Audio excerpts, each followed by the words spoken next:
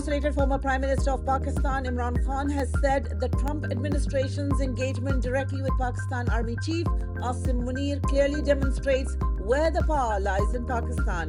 Mr. Khan said the meeting vindicates his stance that the civilian government has no power and the country is under de facto martial law.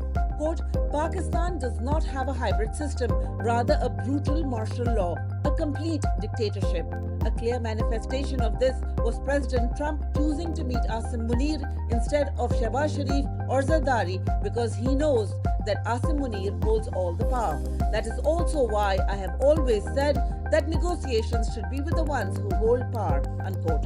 Recently, Asim Munir was hosted for a lunch by President Trump amid massive protests by the Pakistani American community against his government's human rights violations. Mr. Imran Khan also slammed the drone attacks in the Khyber Pakhtunkhwa province in which multiple civilians were killed. The former Prime Minister said, quote, the loss of innocent lives in drone attacks in areas of Khyber Pakhtunkhwa is extremely tragic. I have protested and marched all over the world against American drone attacks in Pakistan, and my stance on this issue is clear and well known. Every time innocent people are killed, terrorism increases. The Khyber Pakhtunkhwa government should register criminal cases, FIRs, against those responsible for these drone attacks, unquote. Mr. Khan was also allowed a brief meeting with his family while his political aides and lawyers continued to be denied access. Mr. Khan has not been seen in public since August 5, 2023, when the military regime took him into custody.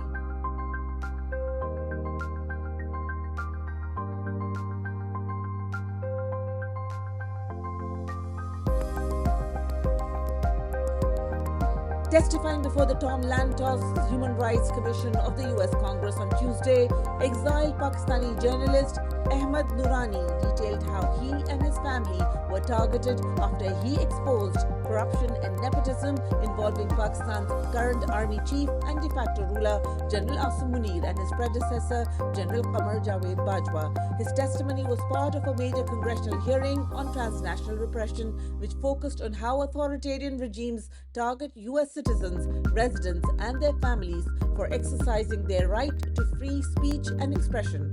Ahmad Noorani's brothers were abducted in Pakistan and disappeared for weeks after Noorani filed the story on his website.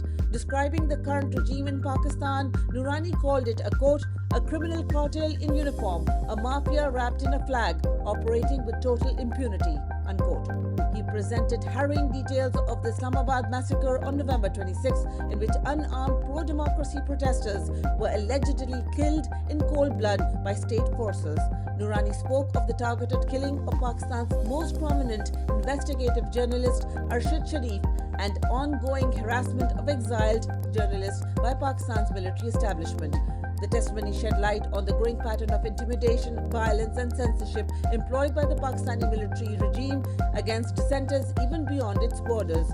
Besides Ahmad Noorani, dozens of overseas Pakistanis, especially supporters of Imran Khan on social media, had their families in Pakistan targeted, including Dr. Shehbaz Gill and Azhar Mashwani, whose brothers were disappeared by military intelligence agencies for weeks.